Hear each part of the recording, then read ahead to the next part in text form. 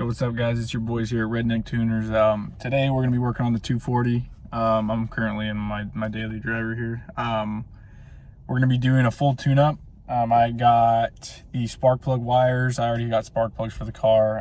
I have a distributor cap and rotor. I have an air filter, oil filter obviously. I have the thermostat, which I should have done when I did the water pump. I just got impatient and the parts weren't going to come in until now, so I just did it. I did the water pump, so I'm going to have to probably flush the coolant again just to do the thermostat. I don't necessarily have to, but might as well. I mean, get all the gunk out of there while I'm there.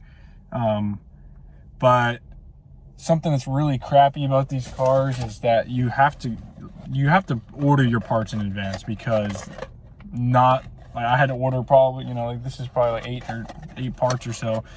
And I mean, I went to 3 different AutoZones. I went to an O'Reilly's. I went to a bunch of places, and unfortunately, I mean, you can't find everything at one location for these cars because it's everywhere and they're usually sold out. But I got it all now. We should be good to go. This is my distributor cap. This is my cap. I'm gonna do the full tune-up. I also have oil. I'm gonna do the oil change on the car because it needs it really bad. It does have a rough idle initially on startup, and then it tends to work itself out. But the last time I let the car run a little bit, it actually got a little bit above half on the temp gauge, and it started to move a little bit more, and I got anxious and I just shut the car off. I didn't want to sit there and watch it overheat. It didn't really seem to get hot like in the actual engine bay, but I'm putting my money on that's a thermostat issue. I mean, the water pump was really clogged up, so that would make a whole lot of sense if that one's clogged up as well. Like I said, should have waited, but I didn't. Oh well. So I have the thermostat for that. I also have a thermostat gasket. I'm going to use the RTV that I did from the water pump as well. Seal it off good. So we're going to get started on that, and I'll get back to you guys. So I got the 240 all jacked up on one side. Don't really feel like putting it on 2 stands. I'm by myself. I don't really feel like trying to deal with all that. But it's on one stand. I have it leaned up this way because the oil pan, the bolt sticking out on that side. So I'm going to try to get it around that way so we don't have to worry about that. The best way to start this is we're going to get to the distributor cap and rotor. But the best way to get to that is to take this air box off. There's clips here, 1, 2, 3, and there's a 4th one back here. And then there's a screw that takes from the Maf here, and then the whole box just comes out. That way you have clear space to get to your distributor cap. So that's where we're going to start. So I forgot to mention that you want to unplug your Maf sensors. This metal clip, you just pop it up, pull it out, and then there's just a air tubing here, just a Phillips head. Unscrew that, take the clamp, move it back, and pull it off. So now that that's out of the way, my filter was pretty dirty. I got a new one, so I'm not worried about that. The inside's pretty dirty. I'm gonna shop vac this out when I get the chance, but since it's open, we'll do all that when it's open, when we're putting everything back together. Moving on to the distributor and the cap and rotor. I bought, like I said, I bought a rotor, a cap. I bought new spark plug wires. These are already brand new spark plugs, but I'm gonna pull them and re-gap them just to make sure. So we'll start off by, there's 2 clips you just pinch on the side here, and then it leaves this cap taken off. That's your OEM Nissan cap. It tells you your orientation of your spark plug wires. So try to remember that exactly how you had it on there. I mean, it's really not hard because it clips in, but 1, 2, 3, and 4. That leaves you with that. You're gonna have 5 wires. Actually, you're gonna have obviously your 4 cylinders, and you're gonna have your coil. So we're gonna go, probably a good idea to take a picture of this, so that way you know how things are routed. I believe if you take the wires out of this, it does tell you what number goes where in this little clip thing here, but it's a good idea just to take a picture of it anyways. So we'll get to that. To start off, you're gonna want to unplug each of these wires from the cylinder head and the distributor. So we're going to start on that, get those unplugged, and then we're going to grab our new ones, and we'll see what to do next. So once you've unplugged all 4 wires from the cylinder head and the actual distributor, and you're going to get your 1 coil right here. This mechanism right here, this is just your cap holder here that tells you where your plugs are going, and it, excuse me, holds your things in place. So this just pops right off. I mean, it's pretty hard to forget the orientation because it's right there on the actual, on the thing, but just get a mental picture of how it's supposed to go. Pull it straight off. Try not to break any of the tabs. They're very fragile, old Nissan parts. And that leaves us with the cap. So this is where things start to get, you know, you have to pay good attention. So you got 2 bolts here, 1 on each side. If your kit does not come with bolts, be careful because you're gonna have to reuse them. You don't want to strip them or lose them or drop them in there. So you're gonna unbolt these 2 here. You're gonna pull this straight out how it is, and then you're gonna keep that orientation with the brand new one exactly how you found it and put it on after we put the rotor on. But just like I said, take a picture, take a mental picture, whatever you gotta do. Just remember that orientation, put it exactly the way you had it, and we should be good. Like I said before, the 2 bolts, I mean, any Nissan bolt have a strong tendency to strip after a while. So when you get a new kit, just try to get one with new bolts. Mine did strip. I had to use a pair of pliers to get them out. But after that, this comes loose. Like I said, remember that orientation. It's not really insane because it is bolts, you know, that hold on, but you pull this off. And that leads you to your rotor. Just a top visual on mine looks very worn. But we're gonna mark this. We're really gonna take a picture, watch the orientation, we're gonna mark it. So that way when we put our new one on, we can get it in the exact same orientation and not screw anything up. So this should essentially just pull straight out. Let's see. So I got my beautiful assistant to help me out because I wanted to show you how to pull it off and put it back on. So this is crucial as far as keeping the orientation because, you know, you don't want this to be off. So basically this should pull straight out, and I have my new one here, and I'm going to try to make it exactly, if not as close as possible, is that right there. It's a little bit different caps, but they are hopefully essentially going to be compatible. So what we're going to do is we're going to pull this straight off like that. Okay, while I'm holding that orientation in my mind, I'm going to do it like that. Oops. Put that back because that's on orientation there.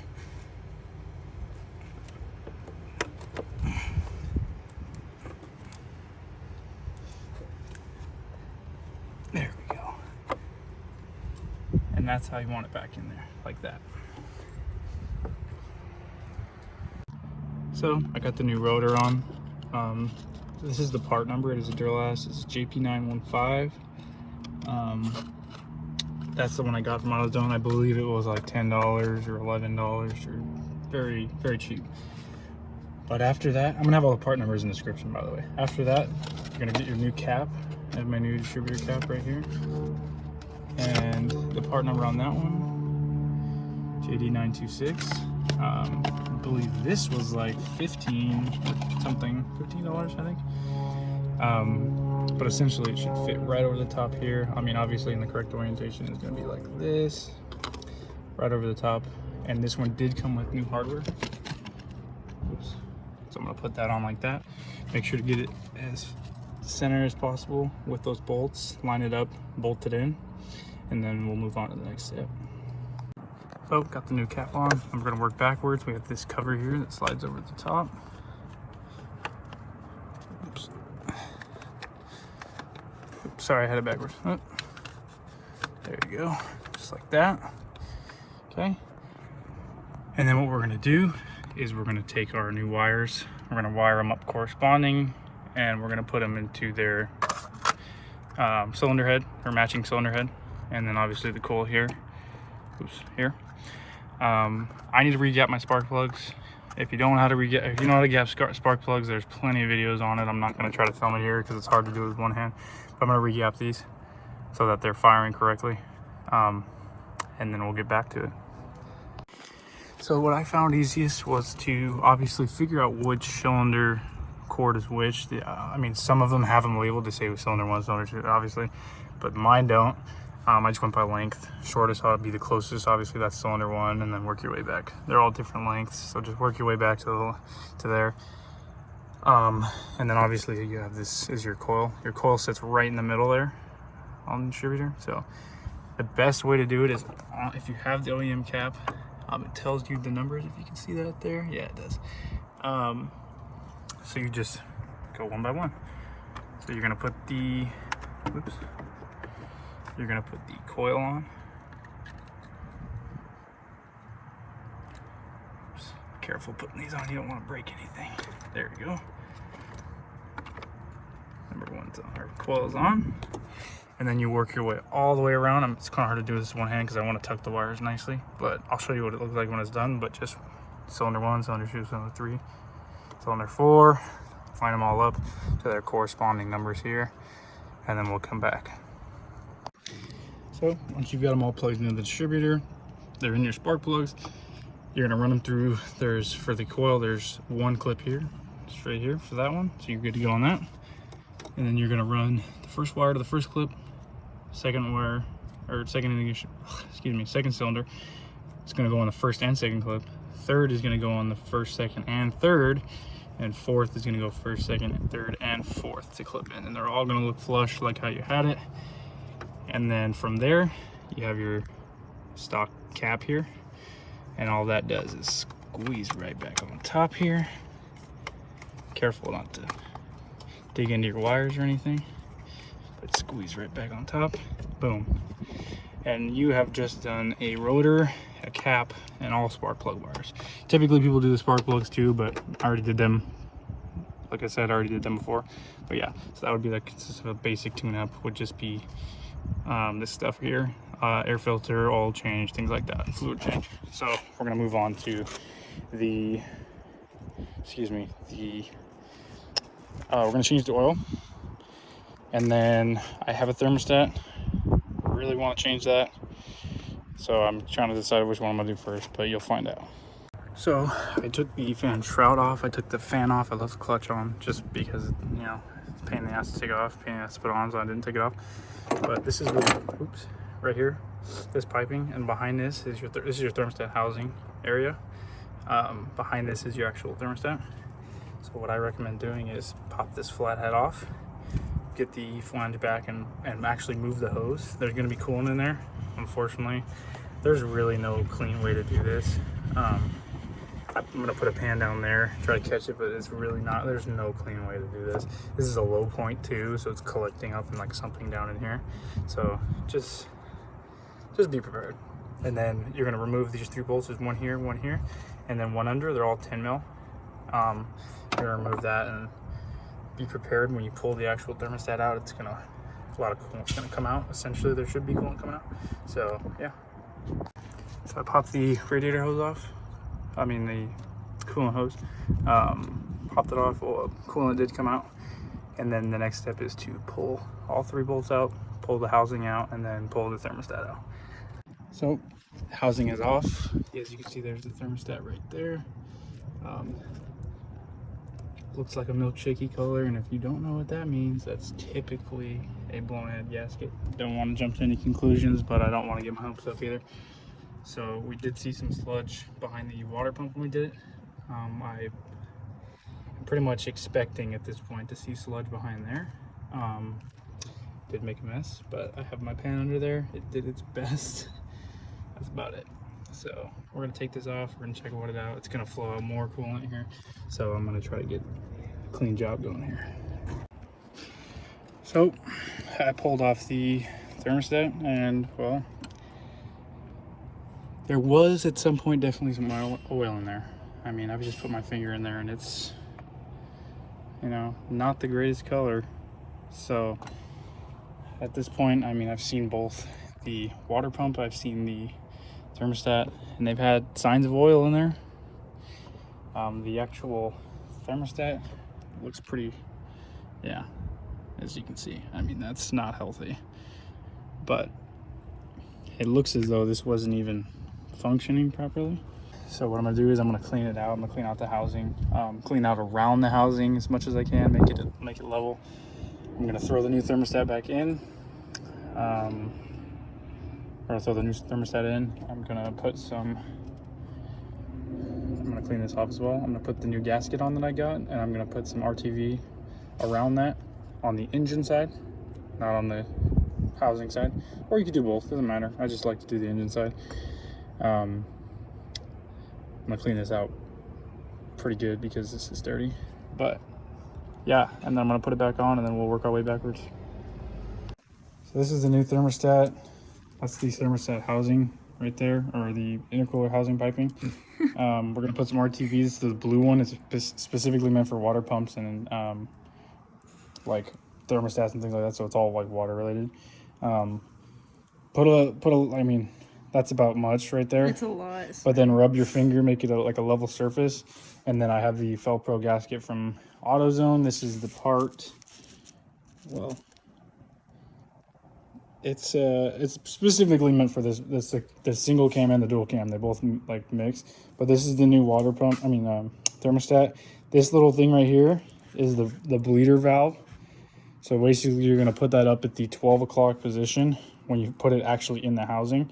So that way the air can come out, or it like basically if it gets too hot, there's a little bit of pressure buildup in the air and water. So you want that up top instead of a bottom because it's always gonna be clogged in the bottom. So we're gonna put that in.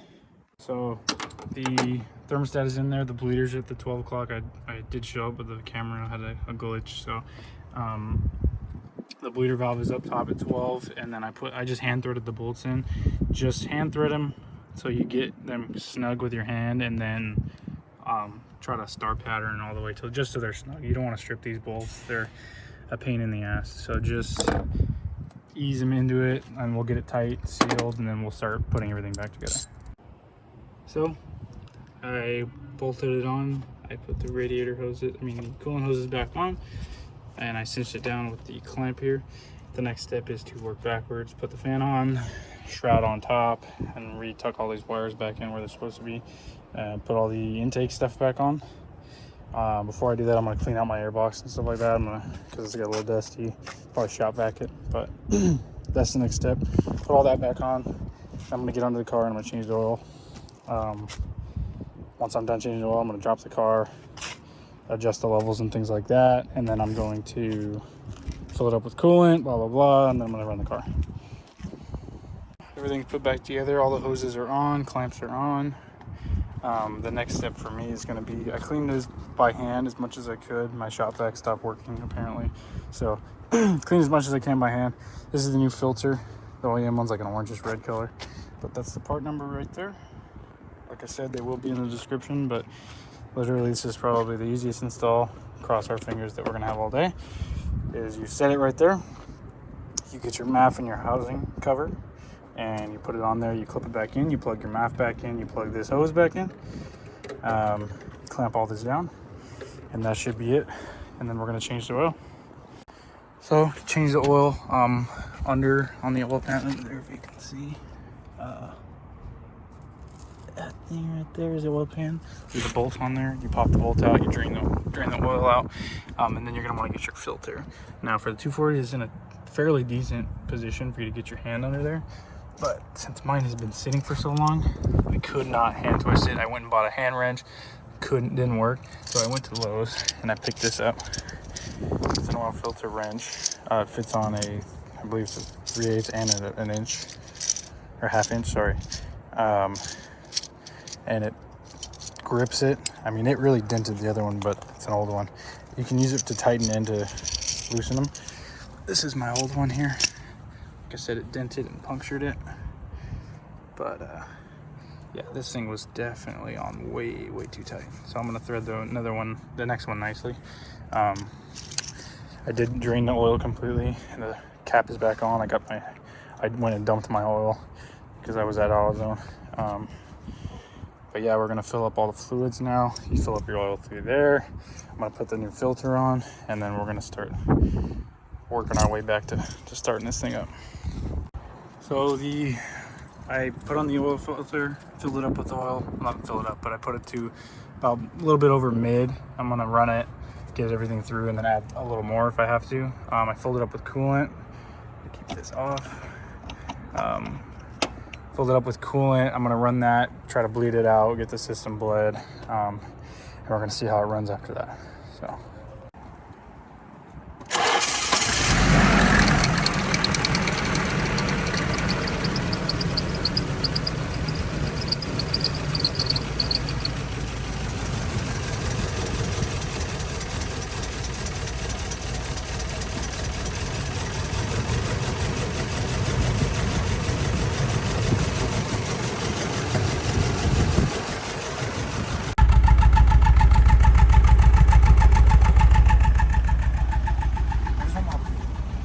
Make sure it's okay.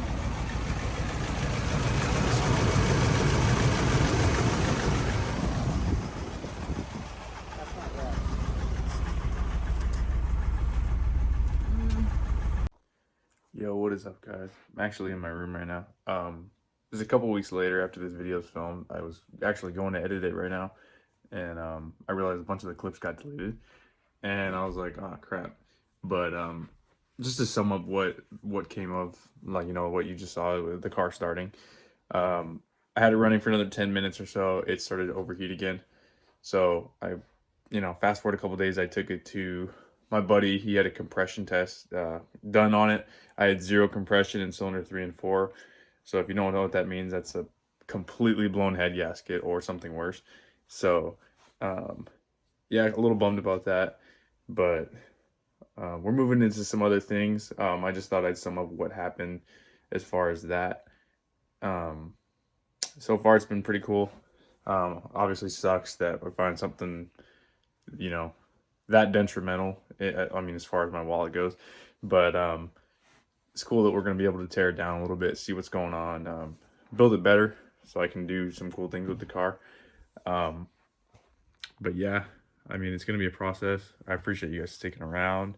Sorry, I know this is a really long video, but yeah, I'll let you guys know what happens next. Got a couple things coming. For example, yeah, so we're gonna need a new one of these. That's actually not the one I'm gonna be using, believe it or not, but you'll see more of that later. But I just wanted to stop in, show you what was going on, so that way you guys aren't, you know, completely wondering. So thanks for sticking around. Please like, comment, subscribe. Hit me up with any questions or any help that you need. I always answer back pretty quick. So thank you. Peace.